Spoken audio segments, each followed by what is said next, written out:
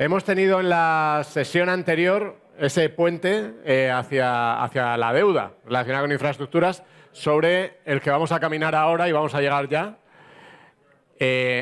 Antes, mientras se hace el silencio, recuerdo que tenéis en el QR de la acreditación, en el QR tenéis acceso a las presentaciones que se han ido utilizando, a los enlaces para las certificaciones de las distintas asociaciones, a los nombres y cargos de todos por si les queréis contactar luego en LinkedIn o lo que sea, ¿vale?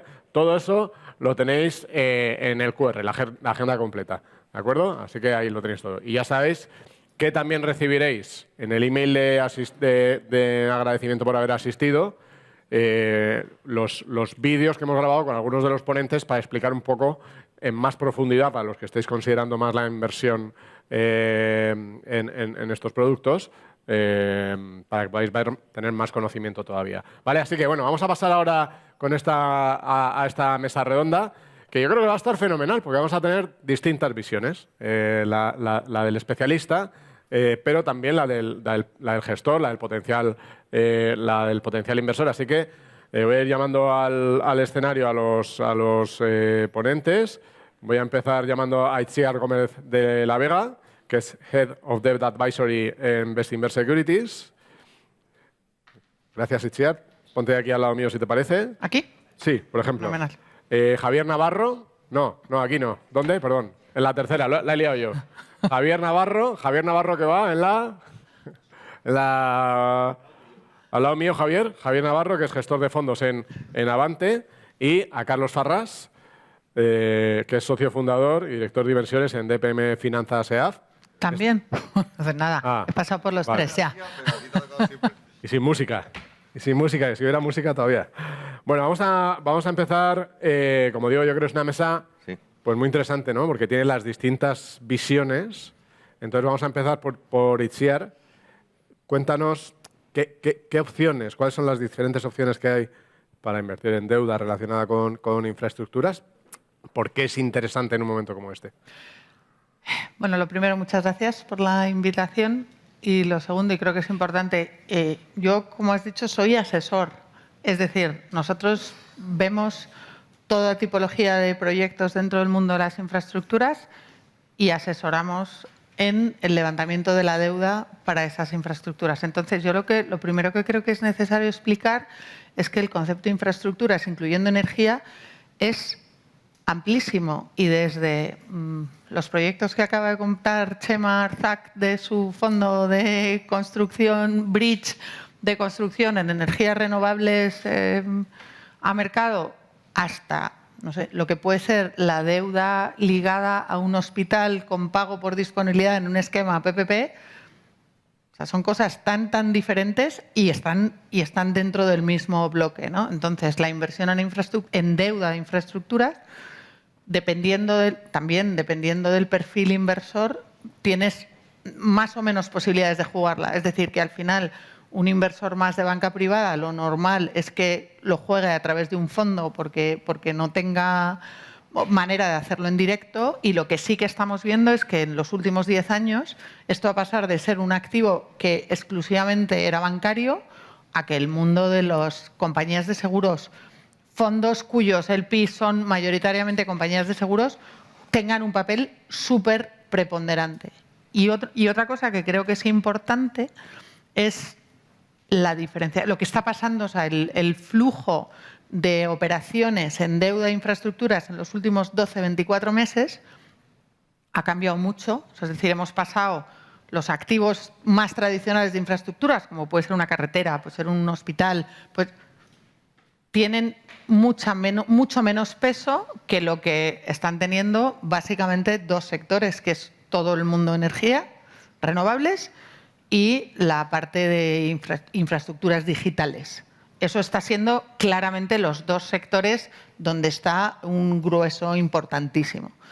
¿Por qué es un asset class relativamente nuevo, ¿no? Porque estamos hablando de deuda, no de equity. Claro. ¿Por qué tiene interés para los inversores? Bueno, yo creo que hay muchos motivos, pero creo que el fundamental es porque es un activo que en momentos de volatilidad es muy resiliente. aguanta muy bien el momento de ciclo bajo o de, más que eso también, de volatilidad del mercado, porque está descorrelacionado con mercados. Sería un poco el resumen, así como para empezar. Ok. Carlos, me voy allí. ¿Cómo te suena a ti? Bueno, nosotros al final como profesionales lo que tenemos que hacer es poner a comparar todos los activos y ver la rentabilidad de riesgo, si está compensada o no está compensada, ¿no? Entonces, evidentemente, todo el parte de infra, pues que con los tipos a largo, que no han bajado tanto, pues vemos que todavía hay cierta potencialidad. Dos, que como han mencionado, en teoría, pues independientemente que hay deuda de todo tipo y que no es lo mismo financiar un proyecto como dicen, en early stage o en el principio, que una infra ya consolidada, pero bueno, que hay mucha variedad. Pero bueno, lo que sí que vemos es que un tipos al alza en un entorno en que los gobiernos, su capacidad de financiación, que estamos viendo en Estados Unidos, es muy limitada. ¿Cómo van a financiar esos proyectos que tienen que acometer, que hay muchas infraestructuras, en el caso de Estados Unidos, muy obsoletas, que tienen que meter dinero y que tienen que tal, que como se ha mencionado, digamos, el potencial de las infras, de lo que se va a necesitar al futuro, el volumen es muy elevado, ¿no? Entonces, y luego además añadiría que hay un tema adicional, que es el tema de Basilea III, que hace que la limitación por los bancos o las restricciones por los bancos o que a ellos les merezca la pena financiar este tipo de proyectos, porque hay muchos que ni siquiera son, digamos, investment grade, pues entonces pues hay digamos, una ventana, ¿no? Y luego además, si eso añades que en la parte de los volúmenes que estamos hablando, pues el 90% de los fondos se van al equity y hay un 10% que se va a la deuda, pues probablemente el que tenga dinero para prestar va a poder marcar las condiciones, ¿vale? Entonces, al final nosotros es un poco lo que vemos, además comparamos, oye, qué retorno espero por el equity o la inversión directa en un fondo de infra y lo que puedo tener en un fondo de deuda. Y luego, evidentemente, miramos más cosas, como es el equipo gestor, cómo está invirtiendo, cuáles son los criterios que está usando, porque el mundo es muy amplio, ¿no? En el que pues hay que entender cómo está diversificado y demás, ¿no? Entonces, esa es un poco lo que nosotros hacemos en el preanálisis para luego decir, oye, y si vamos o no vamos para adelante. Javier, lo mismo, dentro de esas opciones que tienes se abre una nueva, ¿no? Sí, sin lugar a dudas, y una nueva muy interesante. O sea, Iciar la apunta muy bien, que es un mercado muy amplio en el que hay que evaluar muy bien la rentabilidad que te ofrece cada proyecto y como inversor ponerlo en comparación con el resto de activos, pero está claro que los retornos son, por esa prima de liquidez, son muy atractivos y la seguridad que te aportan ciertas infraestructuras dentro de ese amplio abanico, pues lo convierten en una inversión muy estable y resiliente en momentos de ciclos económicos pues peores. Entonces, yo creo que tiene cierta cabida en las carteras, obviamente teniendo en cuenta la iliquidez y que no puede formar una parte muy importante del peso.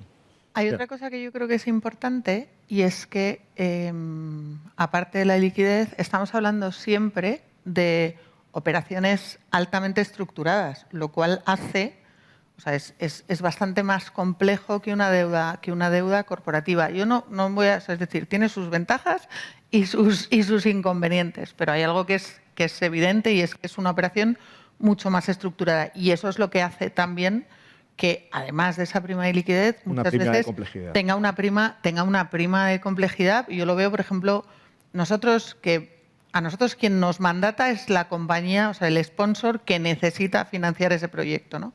Pero como no somos un banco y somos un asesor, tienes que buscar el financiador adecuado y somos agnósticos. Hay veces que pueden ser bancos, porque siguen jugando un papel importante en la financiación de infraestructuras y muchas otras veces que son institucionales, ¿no?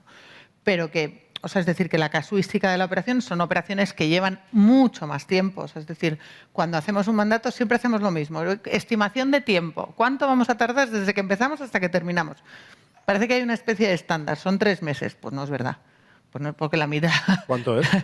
Pues depende. Yo, la más larga que he llegado a hacer, que fue una refinanciación de un activo súper maduro, como es el tramo de la A1 que va desde la salida de Madrid hasta Burgos, Arlanzón, y esa era una carretera que se había financiado con bancos y que nosotros refinanciamos salieron los bancos y entraron institucionales, entraron 2 compañías de seguros internacionales, estuvimos 18 meses ejecutando esa operación. Afortunadamente esto es una anécdota y por eso lo cuento, no son 18 meses, pero que en una operación de estas, bueno, hay veces que pueden ser rápidas, pero que muchas veces no es raro que estés 6 meses atascado en una operación.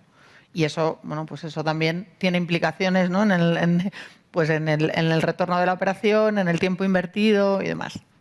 Carlos, aquí, como digo siempre yo en el podcast, como si no existiera, o sea, nosotros. Bueno, que yo creo que es, desde el punto de vista de inversores, que aquí estamos en SEAF y tal, que muchos nos encontramos hablando con inversor final, es que en este tipo de activo, a diferencia de un fondo de capital riesgo de equity que a lo mejor tienes que esperar 10 años más 2 o lo que sea, aquí normalmente los plazos son algo más cortos y luego además como hay más predictibilidad de los ingresos, pues además es que van pagando. Entonces, ¿por qué? Porque hay inversores que dicen, oye, tengo que esperar hasta el año 10 a ver todo el premio de todo lo que agotar, no sé qué. En esto siempre hay un recurrente que va cayendo, que por lo tanto al inversor, mientras espera un poco al final el resultado final de su inversión, pues va teniendo... Va recuperando. Exacto, va teniendo sus garbancitos, como decimos nosotros, y que aporta también a la cartera, ¿no? ¿Qué otras ventajas hay? Bueno, ahora rentabilidad, si queréis, ahora hablamos un poco más de tiros que se pueden esperar, pero ¿qué más aporta una cartera diversificada?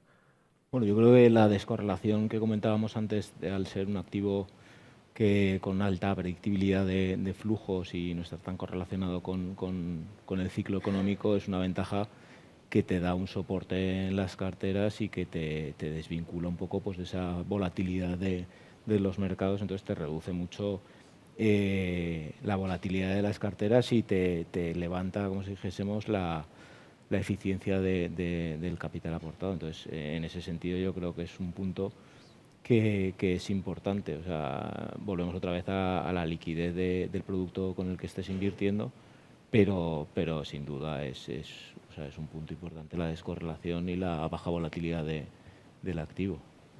Y nosotros lo que vemos, o sea, porque como hemos dicho, es un activo relativamente joven, ¿no? Entonces, la participación de inversores muy especialistas internacionales, que nosotros hablamos con ellos todo el rato, o sea, si pienso en mercado español y pienso, y perdonadme porque claro, yo no tengo contacto con el inversor ni el retail ni el de banca privada. Nosotros al final, pues sí tenemos contacto con Family Office, sí tenemos contacto con mutualidades, con gestoras y tal. ¿Qué es lo que vemos? Que ha habido un movimiento, o sea, oye, sí, yo quiero meter activos alternativos en mi cartera, pero de momento no me siento lo suficientemente cómodo y entonces lo voy a jugar vía un fondo. Ese era el mensaje más habitual que te encontrabas hace unos años. Ahora ya te encuentras a equipos en España que te dicen, no, pues ¿sabes qué? Que si se trata de un activo en España, que estoy cómodo con la regulación porque la conozco. Y mira que luego lo hablaremos, porque cuando hablemos de riesgo, ese es uno de los riesgos que tienen estos activos, que como te metan un cambio regulatorio, pues te pueden impactar, y en renovables ya lo vivimos hace unos cuantos años. Entonces, si estoy cómodo con la regulación, si conozco el marco jurídico tal, pues me atrevo a invertir en directo. Y entonces a nosotros nos pasa, por ejemplo, que para operaciones pues medianas empezamos a tener inversores domésticos atreviéndose a no jugar solo esta clase de activos vía un fondo, sino hacerlo en directo. Hacerlo en directo, digo, con un préstamo, porque luego en bonos, o sea, también puedes jugar las infraestructuras vía un sponsor. Voy a hacer un poco de marketing, pues vía comprando bonos de Acciona, que es un grupo, o sea, es decir, claro. Pero ahí en realidad estás comprando una deuda corporativa con un sponsor que está en el sector, ¿no? Digamos que tu exposición a infra es indirecta. La demanda, ¿vale?, que tenéis ahí es sobre todo en proyectos muy asentados, brownfield y muy concretos. Pues sí y no. O sea, es decir, pues hace poco hemos hecho una operación donde, y es un secundario, que es bastante poco habitual que nosotros hagamos un secundario, pues nosotros estructuramos en primario y tal, pero aquí teníamos un fondo paneuropeo que tenía una deuda junior en un proyecto, es decir, un proyecto de renovables de los antiguos, de los de feed-in tariff con la rentabilidad garantizada, que tenían el tramo de deuda junior, pero como había sido un activo que se reestructuró, se habían quedado con un tramo senior que ahora mismo, ya con el activo perfectamente estabilizado, no les encajaba dentro de sus retornos objetivos. Y lo ha comprado una compañía de seguros, española que está haciendo cosas en renovables, pero solo buscando producto de rentabilidad garantizada, y se lo ha quedado. Entonces, este sí sería un ejemplo como el que tú dices, ¿no? De, oye, activo muy seguro, tal. Pero, bueno, poco a poco vemos que se van atreviendo a entrar en cosas un poco más, con un perfil de riesgo un pelín superior. ¿Vale? Bueno, yo creo que cuando hablas de beneficios, o sea, es decir, al final es el activo que retorno esperado al riesgo esperado, ¿no? Entonces, probablemente nosotros en el 2025 sí que vemos, digamos, un potencial a la deuda de infra, hablo en general, ¿vale? Luego hay que determinar dónde están las oportunidades.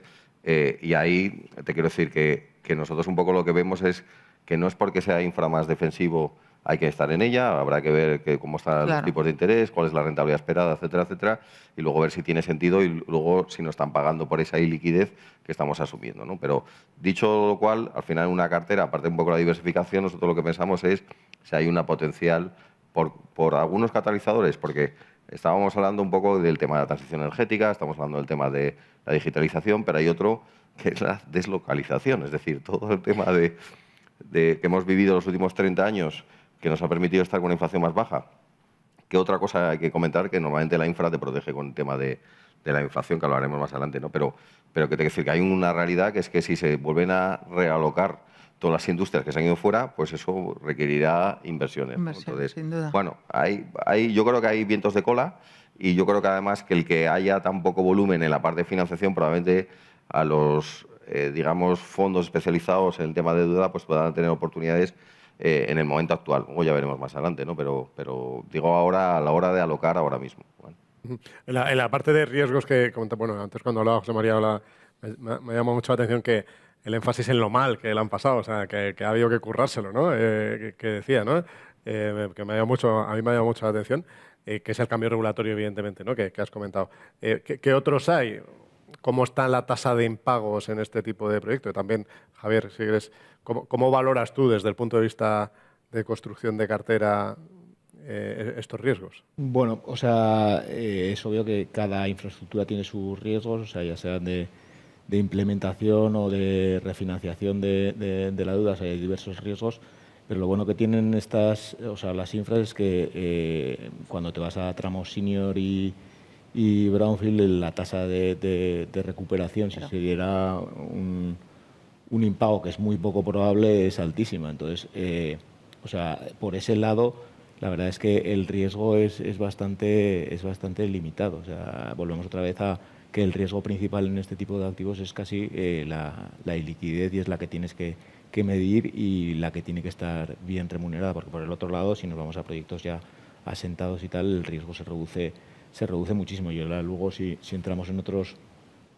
proyectos más arriesgados, pues obviamente tienes que tener otros riesgos en cuenta, como el de ejecución, pero si nos vamos a proyectos asentados, yo creo que es un activo bastante seguro.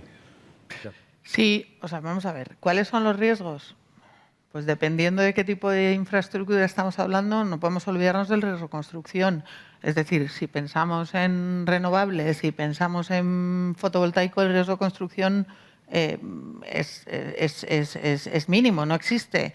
Si nos vamos moviendo a eólico, pues ya es un poquito más. Si nos vamos a una biomasa, es más. Si ya nos movemos al mundo de los gases renovables, si nos vamos al biometano, al hidrógeno, pues ojo, que ya estamos hablando de otra cosa, estamos hablando de activos industriales, estamos hablando de mucha mayor complicación, pero que no hace falta solo quedarse en la energía, o sea, que construir un hospital tiene su enjundia, que ahí, por ejemplo, el mundo institucional en el riesgo de construcción, todavía dependiendo de qué activo, pues lo digiere, le puede costar más.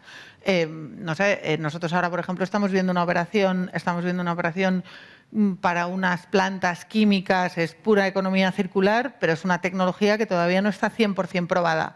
Bueno, pues obviamente ese es un riesgo que no puedes, y por eso dentro de la estructura de la financiación de infraestructuras hay un contrato de PCE con unas garantías, es decir, con toda esa complejidad de contratos. Lo que va buscando es precisamente proteger cada uno de los riesgos que tienes que acotar, ¿no? El mundo tipo de interés, obviamente es un riesgo. Son proyectos donde el nivel de deuda es muy alto, claro, pero por eso mayoritariamente pues se pide una cobertura de un mínimo un 70% para no aguantar esa volatilidad y precisamente para poder seguir diciendo que hay una predictibilidad en los flujos, o haces operaciones a tipo fijo donde ya tienes cerrado eso de inicio, ¿no? O sea, es decir, que el riesgo, que no tiene nada que ver un proyecto greenfield de un proyecto brownfield maduro, testado, que ya sabes lo que ha pasado. La operación que os contaba de la REFI de esa autopista, el único motivo por el que pasa es pues porque después de unos años de operación y ver que la carretera funciona y demás, le cabía más deuda que era un puro dividend recap para los sponsors, ¿no? Y ese es el motivo de la REFI. Pero, y un poco hilando también con lo que decía Carlos, que la inversión en greenfield es realmente también un activo que hay que entender y que no todo el mundo se puede meter. Hombre, yo creo que hay que entender un poco, cuando hablamos de riesgo, primero, que si te miras desde los años 80 hasta ahora, yo creo que la tasa de impagos comparado con deuda, digamos, high yield, si quieres, o lo que sea, pues ha habido una tercera parte, la mitad. La mitad, exactamente. Pues la mitad. Por lo tanto, tiene menos riesgo, ¿no? Desde ese punto de vista. Al final, yo siempre digo lo mismo, los fondos están yendo a los fondos de equity o digamos, de la parte de variable en infraestructuras, pero es que el que invertimos en deuda es que tenemos el colateral de la garantía. O sea, es que al final, claro, si hay un impago, el de renta variable, el que ha invertido en el equity, ya veremos lo que recupera, yo probablemente recupere el 100%, ¿no? Entonces, en ese sentido, pues bueno, lo que pasa que además, vuelvo a decir un poco el tema de rentabilidad de riesgo desde el punto de vista de que si uno me paga un 7 por el equity y un 4,5 por la deuda, si ese 1,5 me merece la pena. Y entonces, al final, es un tema de combinar o buscar las dos cosas, o también me puedes decir que a lo mejor los fondos de inversión directa digamos, en la parte de equity, pues tienen un potencial que si salen las cosas bien, no un 7 anualizado, sino te vas a un 9, un 10 o lo que fuera, ¿no? Pero al final es un poco esa casuística lo que estamos hablando. De todas maneras, no es lo mismo financiar un hospital, que bueno, yo lo que sí que no hemos mencionado riesgos, pero para mí uno fundamental es dónde van a hacer esas infraestructuras. Para mí no es lo mismo legislación Reino Unido que me digan que es un país emergente de no sé dónde. Pues no, para mí no es lo mismo, ni le voy a exigir la misma rentabilidad. No, ni para ti ni para nadie. Entonces, pues bueno, también el saber dónde se va a hacer el proyecto, pues es fundamental a nivel de los riesgos, ¿no? Pues vamos a hablar de eso, de exigir rentabilidad. ¿Cuánto le exigimos? Javier, dentro de toda la panoplia que tienes de opciones para elegir esto, ¿cuánto le exigimos? O sea, el punto lo has dicho tú, o sea, es que dependiendo del tipo de proyecto, de la madurez del proyecto, le puedes exigir una cosa u otra. Pero supongo que estaremos hablando pues de entre los 300 y los 600 puntos básicos por encima de la tasa libre de riesgo. Aquí a lo mejor Iciar nos podrá dar un feeling más cercano, pero es que es tan amplio el abanico de oportunidades que fijar solamente una cifra es casi imposible. Digamos, retornos del high yield o por encima de high yield con un riesgo bastante más limitado. Bueno, al final lo que he comentado es hay menos defaults que en high yield. Con lo cual, a ver, en defaults, vamos a ver, si yo, por irnos a datos, índice de S&P, ¿vale? Corporativo versus deuda de infraestructuras en investment grade y en high yield.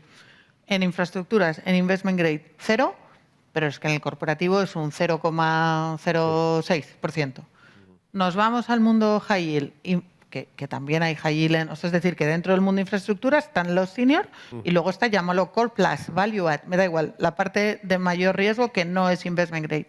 Pues ahí podemos estar hablando, que decíamos del doble, un 2 y poco en el mundo de infraestructuras contra casi más de un 4 en el mundo corporativo, ¿vale? De ese orden de magnitud. En rentabilidad, ¿qué es lo que pasa? Pues por irme a cosas que se han publicado, que ayer salía en prensa una operación que acaba de hacer Acciona, financiada de una carretera con un PPP. Bueno, pues es un 20 no sé cuántos años, casi más de 25, y la rentabilidad que salía publicada es un 3,2. ¿Vale? Un 3,2 significa que si miras dónde está el tipo swap a ese plazo, pues son menos de 100 puntos básicos de margen de crédito. Me voy al otro extremo.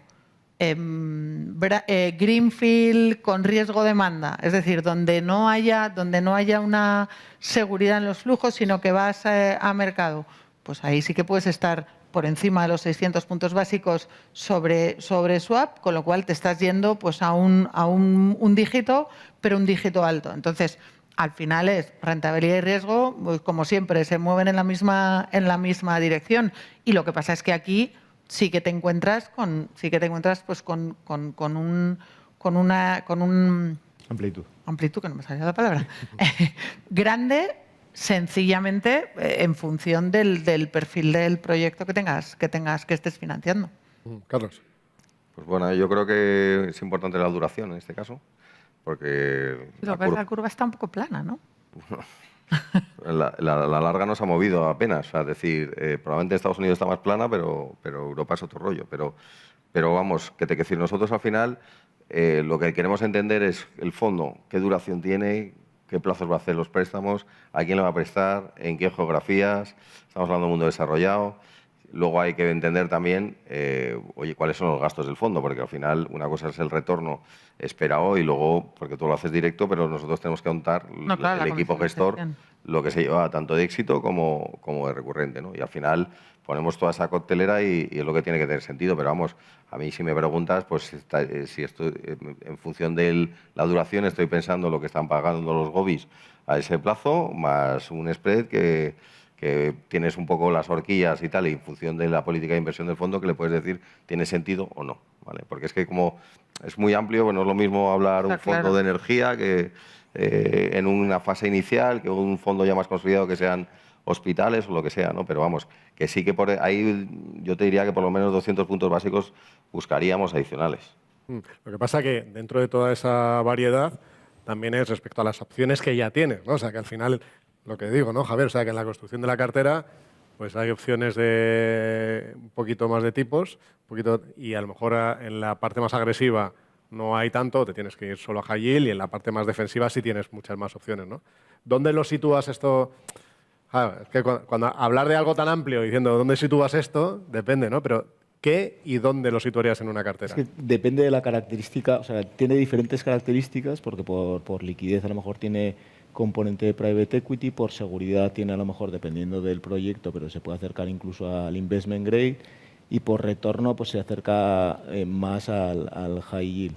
Pero aquí para nosotros, o para mí, lo que primaría sería el punto de liquidez y el porcentaje que le puedes dar en una cartera. Eso es lo que te marcaría, como si dijésemos, el porcentaje máximo al que puede un inversor de banca privada o retail acceder. Y en esa parte sí que sería o sea, en las carteras sería una parte que te daría un retorno más o menos y un flujo esperado constante, y te daría cierta seguridad. Entonces, en ese aspecto, en la parte baja de riesgo, como si dijésemos, sí que tendría esa cabida, y además te aporta pues la descorrelación que estábamos hablando antes. ¿Y en qué niveles siempre es difícil porque depende del tipo de inversor tal, pero ¿en qué niveles de peso en una cartera? O sea, nosotros en las carteras modelo que hacemos, el peso máximo del private equity en un cliente más o menos conservador iría entre un 10 y un 20%. Pues darle a esto un 5% pues me parecería relativamente prudente. Pero bueno, depende de cada cliente, depende de la planificación financiera que tenga el cliente, del horizonte de inversión del cliente, y ahí se abre una amplia gama de posibilidades. La comparativa que ha hecho Carlos con los gobis para la parte del infra más seguro es o sea, siempre es la primera que sale, ¿no? O sea, que es lógico, y ahí, pues eso, pensar en que necesites, dependiendo del momento y dependiendo de la volatilidad de mercado, que te pidan que a lo mejor necesitan 150 puntos básicos o 200 puntos básicos más, pero que esto al final no es solo, o sea, es decir, que esto también nos pasa, nosotros también hacemos deuda corporativa. Cuando estás negociando un private placement, el inversor final que tiene su pata de fixed income de cosas líquidas y el que está mirando el mundo private placement, siempre hay esa prima. Y esa prima al final termina cambiando entre, pues dependiendo de cómo de alegre sea el momento, pues está un poco por debajo de los 100 o está más por encima, ¿no? Y ese es el juego. Y luego ya, si nos metemos en infraestructura, o sea, si nos metemos en otro perfil de riesgo, te diría que, o sea, yo no creo que puedas empezar, o sea, no sé, nosotros ahora estamos viendo una operación para coche eléctrico y que es un CAPEX y que es una construcción, pero hay riesgo de demanda. Y desde luego empiezas a partir de los 500 puntos básicos de margen sobre swap, y si no es que no vas a tener ningún interés de nadie, bueno, pues porque al final haces también un valor relativo, ¿no?, respecto a otras alternativas de inversión. Bueno, es que también en la construcción de la cartera también es como lo veas, ¿no? Porque tú puedes verlo como private equity, entonces dicen dentro del private equity donde lo meto, pero también lo puedes ver sacando si es private o si es listado, y decir, oye, en este tipo de riesgo, dejando fuera la liquidez, digo, Correcto. este tipo de riesgo, ¿cuánto le meto, no?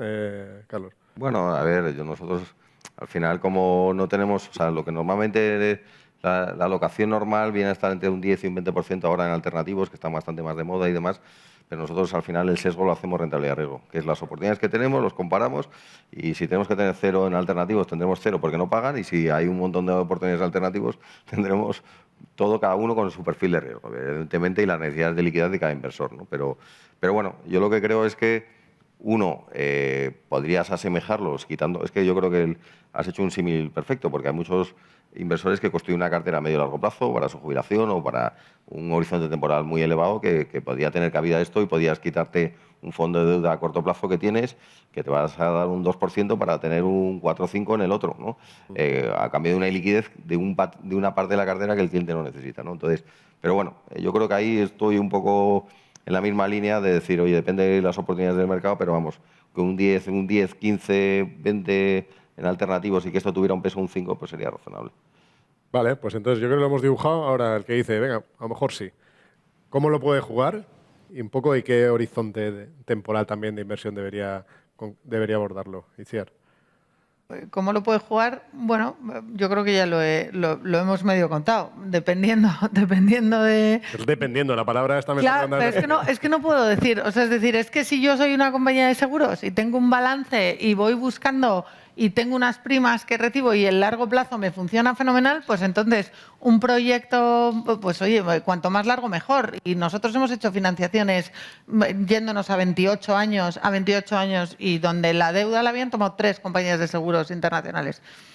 Por otro lado, pues a lo mejor resulta que no, que yo soy una gestora que estoy jugando con vidas mucho más cortas, y que entonces pues un perfil tipo el fondo de este señor de Chema, que nos ha contado antes, que está con duraciones mucho más cortas, porque son proyectos de 3 años, pues es lo que me encaja. Entonces yo lo que creo es que, ¿cómo lo puedo jugar? O sea, y perdón, porque vuelve a ser la palabra depende mucho de quién es el perfil. O sea, no veo a un cliente de banca privada entrando en una inversión en directa de infraestructuras, porque es que creo que es algo que se le escaparía, y entonces lo jugará seguro a través de un fondo. El fondo que más le guste será el de Avante, será el de Bestinver, será el que le encaje mejor, ¿no? Javier.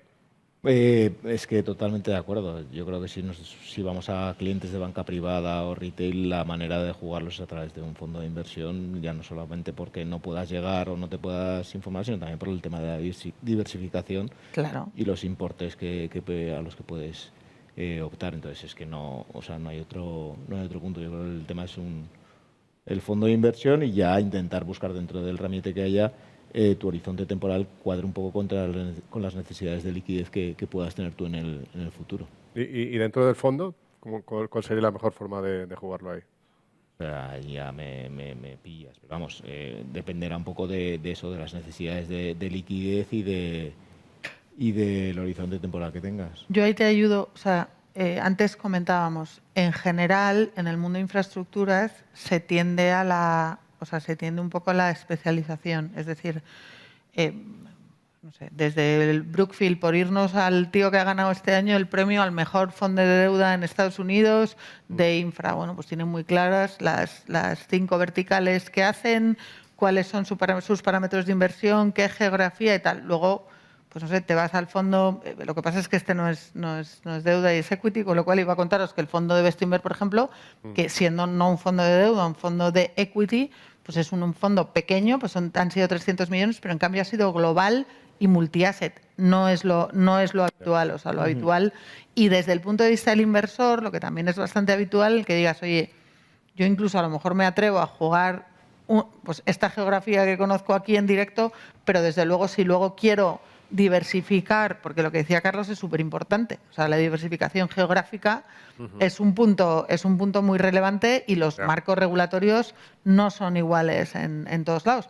Y luego tienes cosas tan anecdóticas como los famosos bonos de Audasa que llevan en mercado desde el año 90 y es una manera de jugar y ese sí puede ser un instrumento mucho más, o sea, es decir, es un bono, tiene algo más de liquidez y estás comprando un bono de una carretera, ¿no? Carlos, por cerrar, Pues mira, ¿cómo lo haces tú? Pues mira, me acuerdo ahora que Energy decía que había un plan de pensiones que les ha puesto dinero en su fondo, lo cual demuestra que incluso institucional prefiere ir con gente especializada en determinada infra y demás, ¿no? Entonces nosotros en ese sentido, más que nos gusta hacerlo a través de fondos de deuda privada, con equipos gestores que nos demuestren un track record o un histórico de que lo saben hacer y que se metan en cosas donde dominen, en países desarrollados donde tengamos cierta legislación que nos dé seguridad. Y en ese sentido lo que nos gusta es ir de profesionales. Al final uno no es experto para tal. O sea, lo que nosotros podemos valorar es, oye, se está pagando la renta, tiene sentido, y me voy con profesionales y luego el coste de la estructura del tipo de fondo que estoy invirtiendo, ¿no? Porque a ver cuántos garbanzos de los que nos van a caer se nos van por el camino, ¿no? Entonces, básicamente Las comisiones de gestión, está claro, que hay que ver la rentabilidad neta, no bruta. Nos hemos quedado sin tiempo, así que nada, os pido un aplauso para los tres. Muchas gracias, Pierre, Javier Gracias a vosotros. y Carlos. Muchas gracias. Hay muchas opciones, como ya hemos dicho, dentro de la deuda relacionada con infraestructuras. Dentro de esta tipología de fondos vamos a conocer más opciones o algunas dentro de las que hay. Entonces voy a pedir que suban aquí al escenario ¿dónde están? ¿Están por aquí? Aquí. Eric Alberson, que es socio fundador de Qualitas Funds, y también a Joao Pita, que es director de inversiones de Quality Funds. Perdón, de Qualitas Funds. Dejo por aquí el pasador. Fenomenal. Pues buenos días. Me alegro ver algunas caras conocidas. Soy Eric Halverson, soy uno de los socios fundadores de Qualitas Funds y hoy vamos a hablar sobre un producto de private credit, de deuda privado, que es algo novedoso. Es un producto algo novedoso para mucha gente en Europa, que es financiación NAV. Y es una financiación para los propios fondos de capital privado. Para mí es uno de los productos, desde luego, que yo he visto más atractivos porque ofrecemos un retorno de doble dígitos, un cupón de 5 o 6% anual, pero con un perfil de riesgo bajo. Acabamos de hablar sobre high yield debt. Este producto tiene un perfil de loan to value por debajo del 10%. Con lo cual, esta combinación de un retorno de doble dígitos más un riesgo por debajo del 10% en términos de loan to value, pues me parece súper atractivo como inversor y como gestor. Primero, un poquito sobre Qualitas. Qualitas es una gestora de activos alternativos de Madrid. Nuestro objetivo es ofrecer y comprometer a nuestros inversores retornos sólidos, pero también con la tranquilidad, en un mundo que ahora es bastante volátil. como sabemos todos.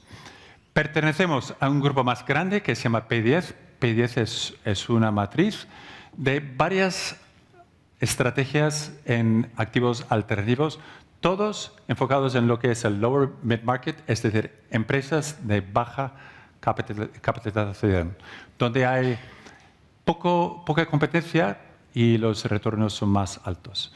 Entonces, hay una estrategia de private equity y ahí hemos puesto Qualitas Funds en esta hoja, pero también tenemos una estructura o un producto de private credit que vamos a hablar ahora en detalle. Pero los fondos de private equity, RCP, que es un fondo de fondos para los Estados Unidos, para el lower mid market, Bonaccord es un fondo que toma posiciones en fondos, en gestoras de capital privado, y luego Qualitas Funds, que empezó por lo menos con su producto de fondos, tenemos coinversiones y tenemos este producto de financiación NAV. Luego tenemos private credit, varias estrategias que incluyen Hard Capital, que es el pionero norteamericano en la estrategia de financiación NAV.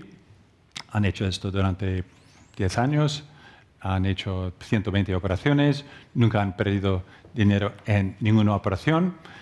Muy interesante como socio. Tenemos Enhanced Capital, crédito para impacto social. Tenemos 5 Points, que es deuda subordinada, y luego tenemos Venture Debt con WTI.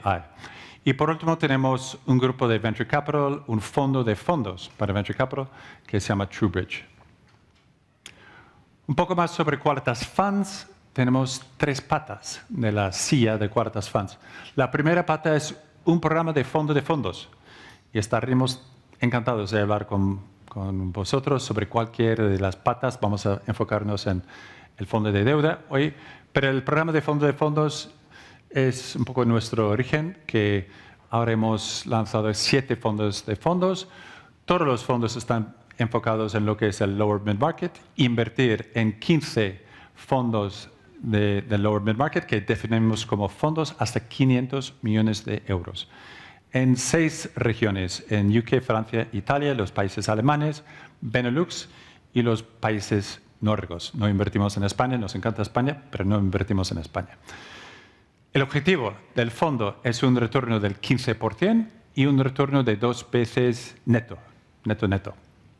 Y todos los fondos están en línea para conseguir esto, con lo cual es un producto, puedes decir, aburrido. Preferimos decir predecible. Es un producto predecible consiguiendo un retorno del 15% anual. Con lo cual, estamos muy contentos. Tenemos 1.500 inversores. El 85% de nuestros inversores repiten en el siguiente fondo de Qualitas. Con lo cual, son inversores muy fieles, son inversores principalmente españoles. Actualmente tenemos el fondo 7 que acabamos de lanzar. Es un fondo de 300 millones de euros. Hemos hecho 3 compromisos ya y en los próximos 15 meses va a estar 100% tanto comprometido como levantado. El segundo producto es un fondo de coinversiones de 25 subyacentes y el objetivo es un retorno del 20% neta de TIR y 2,5 veces dinero invertido, múltiplo. Y por último, lo que vamos a hablar ahora es el fondo de financiación que estamos haciendo en asociación con Hard Capital, nuestro socio norteamericano, y el objetivo es una rentabilidad de doble dígitos con un cupón anual del 5 o 6% a través de préstamos NAV. Ahora voy a pasar página a mi compañero Joao. Muchas gracias, Eric. Buenos días a todos. Os voy a hablar un poco de nuestra tercera estrategia, como comentaba Eric, Qualitas Continuation Finance, que es nuestro primer producto de deuda dedicado a financiación NAV a gestores de private equity del lower mid market. Un poco de contexto sobre nuestro fondo, tamaño, geografía, etcétera, y luego entramos un poco en materia de explicaros qué es una financiación NAV, cuáles son los tipos de garantías de este préstamo, porque creemos que esta estrategia de private credit es muy interesante, y luego explicaros un poco algunos casos que ya tenemos hechos y hablar más en detalle del concepto. Entonces, empezando con nuestro fondo, Qualitas Continuation Finance 1 tiene un objetivo de 50 millones de euros y un tamaño máximo hard cap de 80. Ya tenemos casi los 50 millones de tamaño objetivo levantados y estaremos pues, levantando capital para el resto durante el año. Nuestro objetivo es dar financiaciones NAV a gestores de private equity de lower mid market, muy sinérgico con lo que hemos hecho en el pasado, mismo segmento de mercado, mismo tipo de canales de originación. Estos gestores invierten en compañías pymes, compañías pequeñas, el segmento más bajo del mercado, y van a estar diversificados un poco por toda Europa y también oportunísticamente en Estados Unidos. El objetivo es hacer 10 a 12 préstamos, de los cuales ya tenemos 2 más 1 cerrados. Y en términos de desembolso de capital, tenemos un periodo de inversión de 4 años, pero creemos que vamos a poder invertir el fondo más rápido. Y como ha dicho Eric antes, en términos de objetivo de retorno, es un producto donde aspiramos a dar un retorno neto de doble dígito, con en torno a la mitad, 5 a 6% de ese retorno como cupón anual a los inversores pago trimestralmente. Bueno, entrando un poco más en materia, ¿qué es una financiación NAV? ¿En qué consiste este tipo de crédito? Una financiación NAV consiste en financiar una compañía o un par de compañías o 3 compañías dentro de un portfolio, utilizando como colateral no solo esa compañía, como en una operación normal, digamos, de direct lending, sino todo el valor del portfolio como colateral. Básicamente financiar una compañía, un grupo de compañías dentro de un portfolio, utilizando como colateral la calidad crediticia de todo ese portfolio. Entonces, lo que conseguimos con esto es una mejor diversificación y un mejor perfil de riesgo. ¿Por qué? Primero, porque tenemos una base de colateral más amplia, con lo cual estamos más cubiertos y, por lo tanto, tenemos un loan to value más bajo. Como os decía Eric, estamos siempre buscando un loan to value de en torno a 10%, incluso menos. Históricamente hemos hecho 8%, que es una cobertura de 12 veces. Y además de esto, además de tener un value más grande y por lo tanto un loan to value más pequeño, tenemos también una base de colateral más amplia y más diversificada. Más compañías, por lo tanto más industrias, sectores, muchas veces más países, más equipos gestores, con lo cual es una capa más de protección de riesgo. Si volvemos al ejemplo o a la página anterior, nuestro objetivo de dar un retorno de doble dígito, sobre todo si lo haces con un loan to value tan bajo y tan diversificado, creemos que es un perfil de riesgo-retorno muy interesante para inversores. Y os podéis preguntar ahora, vale, ¿podéis dar capital a estas compañías, a estos portfolios? ¿Para qué necesitan los gestores de este tipo de capital? Pues hay un montón de usos de caso, un montón de casuísticas que se pueden juntar en 2 grupos principales. El primero serían las iniciativas ofensivas, es decir, todo lo que quiero hacer para crecer el valor de mi portfolio, y esto puede ser pues, financiar una adquisición, comprar más acciones de una compañía que yo, gestor de private equity, ya tengo en cartera, incluso hacer más inversiones desde mi fondo, poner más portfolio companies, una línea de CAPEX o capital circulante, fundamentalmente todo lo que significa quiero crecer el valor de mi fondo, el valor de mi portfolio. Y luego tenemos las iniciativas defensivas, que es proteger el valor de ese portfolio. Es decir, tengo un portfolio de 4, 5, 6 compañías, una de ellas es un caso de growth, tiene EBITDA negativo, está quemando caja, pero está creciendo mucho y quiero apoyarle durante ese crecimiento, tengo que inyectar más capital, pues podemos financiar ese tipo de operaciones, también desapalancar compañías utilizando nuestra financiación a nivel fondo como luego equity que entre en la compañía. Pues básicamente hay estos 2 grandes grupos, hay un montón de cosas que se puede hacer con esta financiación. El mensaje que me gustaría que os quedarais es que los gestores de private equity utilizan este tipo de préstamos para todo lo que utilizarían capital del fondo si tuviese más capital del fondo. Pensad que son situaciones donde un fondo está llamado al 90, 95, incluso a veces al 100%, no tiene más capital, pero está en una situación donde algunas de sus compañías tienen más necesidades de capital y ahí entramos nosotros. Entrando en algunos ejemplos, las 2 primeras operaciones que tenemos ya cerradas creo que ayuda a poner un poco ojos y cara a la estrategia. La primera es un deal en el Reino Unido con un fondo del sector de salud que buscaba 16 millones para desapalancar una de sus compañías. Por lo tanto, es un ejemplo de uso de caso más defensivo que os comentaba antes. Este préstamo está respaldado por un NAV de 209 millones.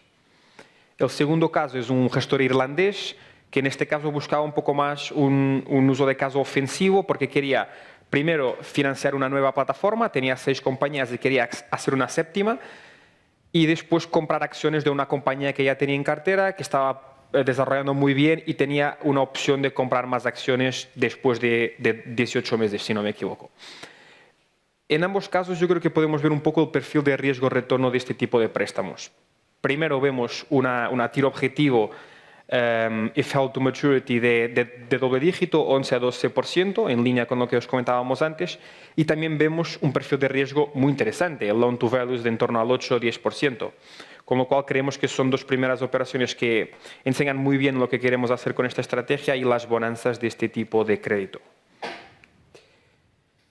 Y luego, si miramos un poco más en detalle el pipeline para este año, prometo que no os voy a hablar en detalle de 12 líneas, pero me gustaría que os quedarais con algunos mensajes importantes aquí. El primero es que tenemos ya 2 operaciones cerradas, que hemos comentado justo ahora, y una tercera que está firmada y a punto de cerrar en las próximas semanas. Entonces, primer mensaje que creo que es relevante es que tenemos un buen pipeline de operaciones para hasta final del año hacer probablemente 4 o 5 operaciones de un total de 10 a 12, con lo cual creemos que ese periodo de inversión de 4 años va a acabar siendo más rápido en el caso de nuestro fondo 1. El segundo punto son las banderas, ¿no? Vemos mucha bandera, mucha diversificación geográfica, operaciones en Reino Unido, Italia, Francia, países nórdicos, incluso España. Vemos bastante diversificación geográfica, con lo cual, bajo un punto de vista del inversor, también es un producto que está, como nuestros otros productos, bastante diversificado en términos de geografía, con lo cual tiene menos riesgo país. El último punto que creo que es relevante es que todas estas operaciones son propietarias. Es decir, no estamos participando en subastas con otros proveedores de crédito, compitiendo en riesgo, haciendo operaciones demasiado arriesgadas y con poco colateral, no estamos compitiendo tampoco en precio, estamos generando nosotros mismos este tipo de operaciones, apalancando las otras estrategias que, como os comentaba Eric antes, son muy relevantes para este producto. Llevamos mucho tiempo en el sector de capital riesgo en Europa y en Estados Unidos, con lo cual tenemos una red de contactos que nos ayuda a generar y muchas veces a originar desde el cero este tipo de operaciones. Bueno, última página solo para que os quedéis un poco con los grandes números, grandes mensajes de esta sesión.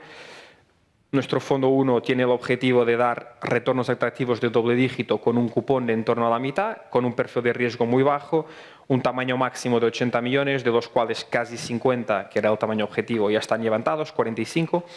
Es un vehículo SSA SICAV RAIF en Luxemburgo y va a tener una capa de LTIF a partir del verano. Esto suena complejo, pero básicamente significa que de momento está disponible para el inversor profesional y a partir de verano, cuando tenga esa capa de LTIF, también va a estar disponible para el inversor minorista.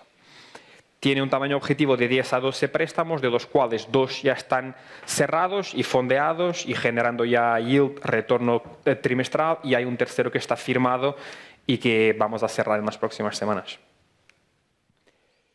Muchas gracias por vuestro tiempo.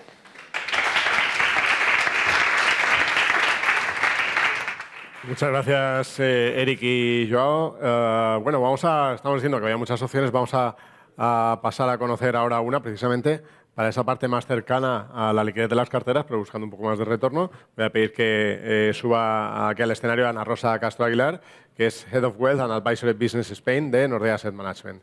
Gracias. A ver, tenemos aquí el pasador. Gracias.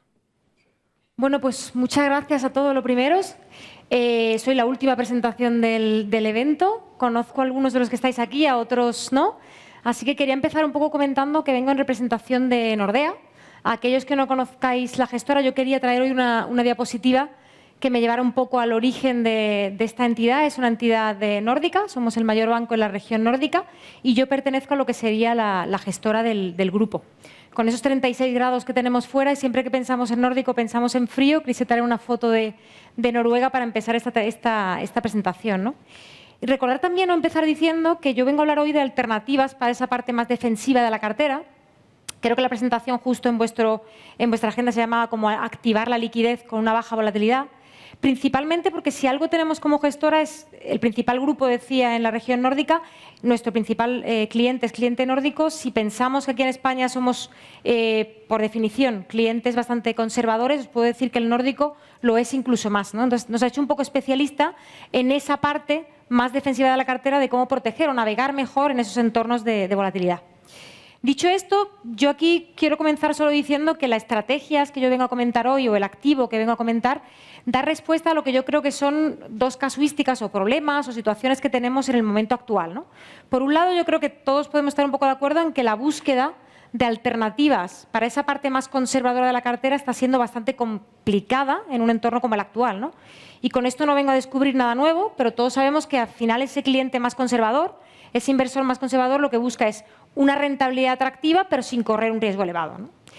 Darle eso actualmente de una forma, como digo, con poca volatilidad es complicado porque el mercado nos está dando mucha incertidumbre en el sentido de, bueno, geopolíticamente no voy a entrar en ello, pero sabemos cómo está la situación, políticas en Estados Unidos que están afectando prácticamente a todas las regiones y, por otro lado, venimos de un mercado muy concentrado, sobre todo en la parte de renta variable, ¿no?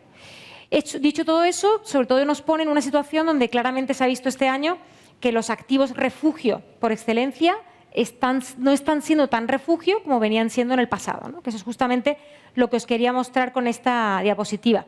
Hemos visto cómo ha sufrido en esa corrección que hemos visto en el mercado prácticamente pues, el bono gubernamental estadounidense, el bono en Europa, hemos visto cómo el dólar deja de ser tan refugio como venía siendo y hemos visto que, aunque han recuperado bastante, las 7 magníficas en ese momento de abril de crisis, digamos, o de mayor volatilidad en el mercado, pues han sufrido también bastante, ¿no?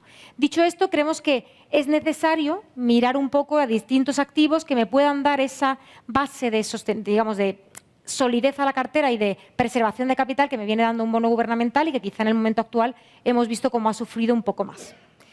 Y por eso yo quería hablar, y he dicho 2 motivos, ¿no? He dicho alternativa para la parte más segura porque hay complicación para encontrar refugio y, por otro lado, porque creemos que hay o ha habido un tipo de instrumento de inversión para el cliente más conservador que ha sido pues, el más usado, ¿no? Principalmente en los últimos años hemos visto unos tipos de interés mucho más al alza y hemos visto que los depósitos han sido lo más usado por el cliente más conservador.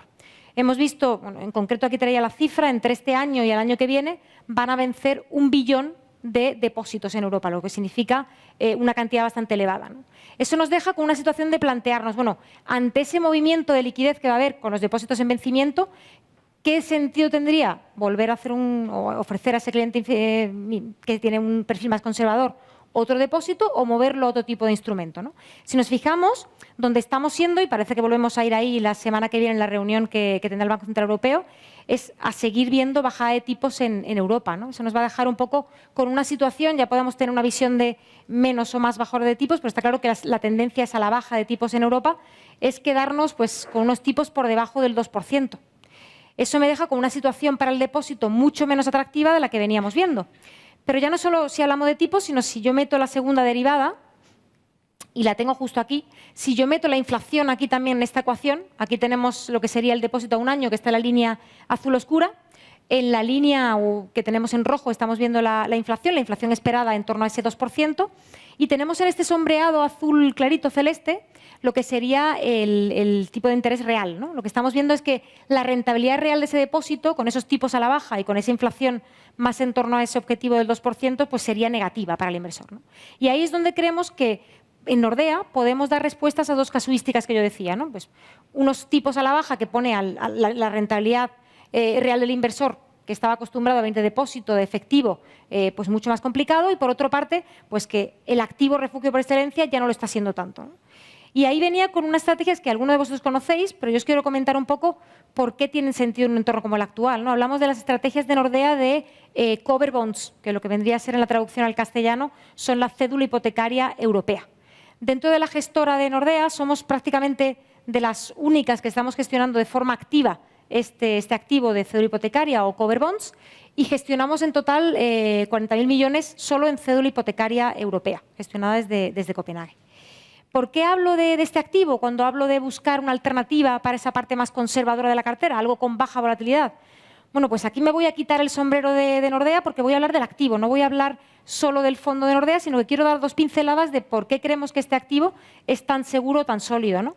Si yo cojo un poco para entender cómo funciona, tenemos doble garantía. En una cédula hipotecaria tenemos, por un lado, la garantía del emisor, la entidad financiera que está emitiendo esa cédula hipotecaria, y por otro lado, tenemos la garantía de todo el conjunto de hipotecas que hay dentro de una cédula hipotecaria.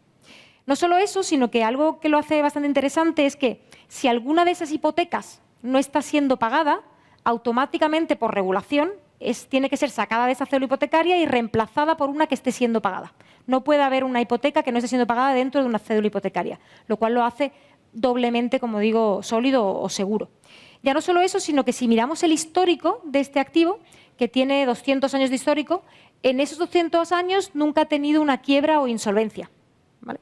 Eso me hace también ver otro aspecto más, y es que si los situamos en la prelación de pagos de una entidad financiera, si llega a haber una quiebra o insolvencia, podemos ver que a lo primero que tiene que hacer frente una entidad financiera ante una quiebra es a un depósito a 100.000 euros y al mismo nivel a una cédula hipotecaria o cover bond. Estaríamos al mismo nivel del depósito a 100.000 euros, en este caso de los cover bonds, sin tener un límite como los 100.000 que vemos en el depósito.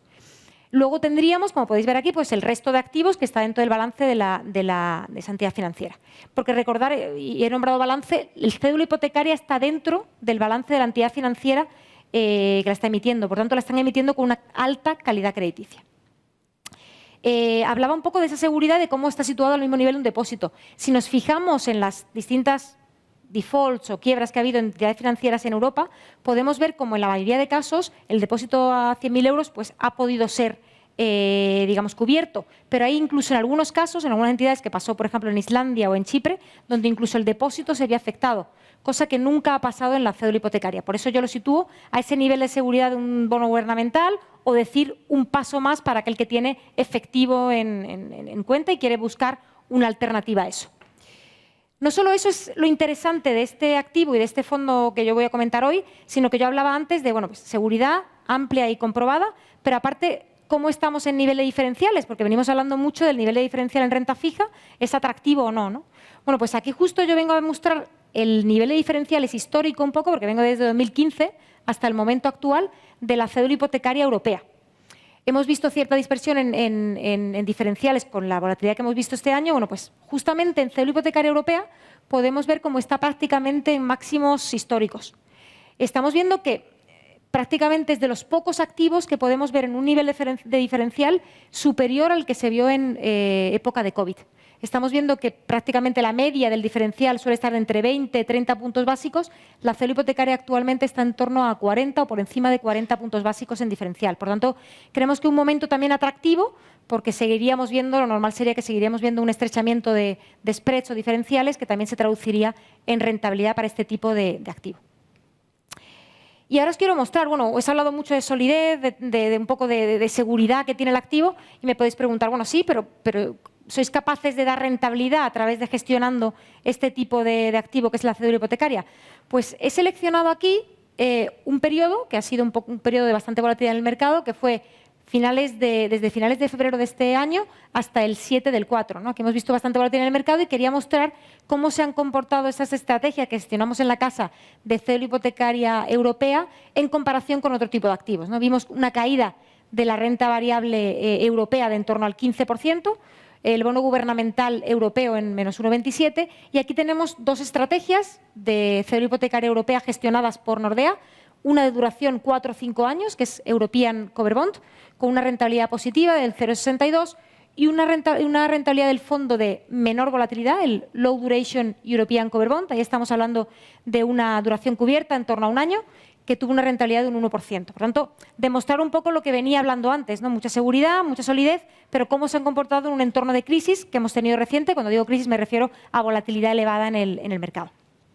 No solo eso, sino si yo miro un poco la rentabilidad año en curso que tenemos en la estrategia, esto está a cierre del 9 de mayo, podemos ver un poco cómo se han seguido comportando las estrategias. Tenemos por un lado el que decía que tiene larga duración o duración 4 o 5 años, que es este de aquí, el de duración cubierta, y el que tenemos de gestión más activa, tanto de duración como de diferenciales de crédito, que es el European Cover Bond Opportunities, todos por encima del 2% de rentabilidad.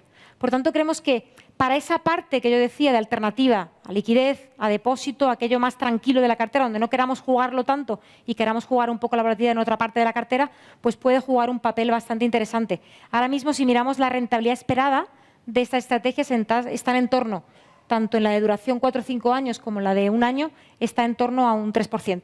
Una rentabilidad esperada de un año del 3%, con una volatilidad que está moviéndose, sobre todo para este, que sería más alternativa a liquidez, el low duration, una volatilidad en torno a un 1,5. ¿Vale? Hablamos de que la mayor caída que ha tenido la estrategia ha sido de un menos 3,5 y fue en periodo de COVID, donde prácticamente todo estaba cayendo y en gran cantidad. Así que con esto quiero cerrar comentando un poco cómo funcionan o para qué parte de la cartera podrían ir destinadas cada una de las estrategias de cover bonds que tenemos en la casa, en Nordea, ¿no? Por un lado tenemos, como decía, European Cover Bond. Aquí no hacemos cobertura de duración. Tenemos una duración en torno a 4 o 5 años para aquel que quiera tener duración en Europa en cartera. Para mí sería una alternativa a renta fija de alta calidad, con una volatilidad en torno al 4,5. Aquí hablamos de lo que sería el low duration. Este sí que es para mí una alternativa a liquidez, a depósito. Esto que vengo comentando de un 1,5 de volatilidad muy, muy reducida. Y aquí cubrimos duración en torno a un año. Tenemos duración entre 0 y 1 año y más de eso no solemos aumentarla.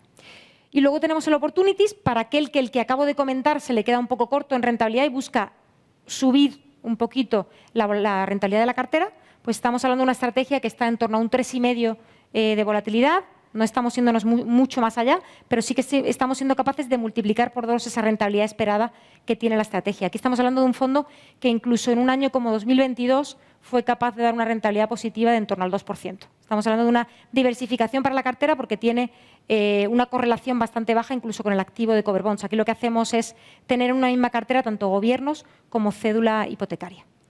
Con esto termino la presentación. Solo deciros que si buscáis algo para esa parte más defensiva de la cartera, pues tengáis en el radar a lo que son los fondos de cédula hipotecaria o European Cover Bonds de Nordea, porque creo que han cumplido y cumplen de forma histórica con ese aporte de alfa para la cartera, pero con una volatilidad muy, muy reducida, sobre todo en un activo en el que creo que normalmente se tiene baja exposición porque no es muy normal ver una gestión activa de este tipo de estrategia.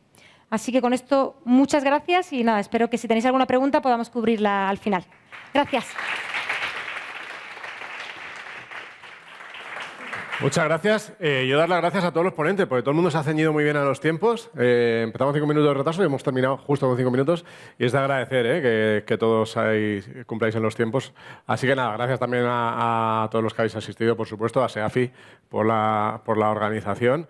Y por supuesto a los sponsors, porque sin sponsors ya sabéis que es imposible compartir conocimiento, ¿no? Entonces, pues tanto a Crescenta, Nordea Asset Management, Impax Asset Management, Qualitas Energy, Qualitas Funds, a todos los colaboradores, también a las asociaciones. Recordad que las horas de recertificación tenéis el enlace aquí para cumplimentarlas y que tendréis también en el email recibiréis los vídeos para ver en detalle más algunas estrategias.